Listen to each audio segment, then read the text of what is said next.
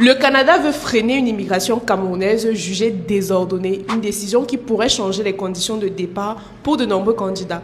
Pourquoi ce changement de stratégie? Éclairage avec Axmedia. Pour commencer, il faut savoir que le Cameroun est récemment devenu le premier pourvoyeur de résidents permanents au Québec, devant même la France avec près de 15% des admissions.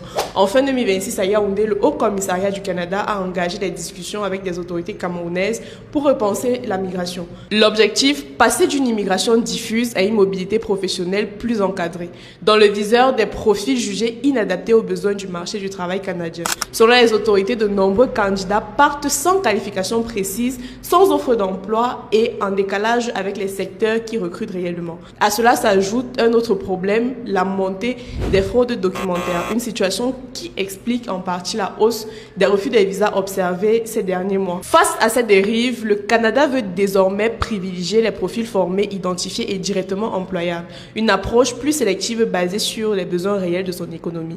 Concrètement, un nouveau principe est mis en avant, former d'abord au Cameroun puis migrer si nécessaire. L'idée est de développer des compétences localement avant toute mobilité internationale. C'est dans ce cadre que le 29 avril 2026, le ministre du Commerce, Luc Magloire-Mbagatangana, et le haut-commissaire du Canada, Marie-Claude Harvey, se sont rencontrés à Yaoundé pour acter cette nouvelle orientation.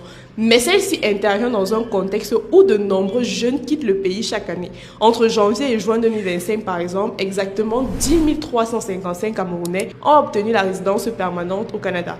L'objectif affiché par les deux parties est donc clair: mieux organiser la migration tout en limitant la fuite des cerveaux et les dérives du système. Alors, faut-il y voir une meilleure organisation de la migration ou un durcissement des conditions pour les candidats? Donne ton avis en commentaire et abonne-toi pour plus d'éclairage avec Axmedia.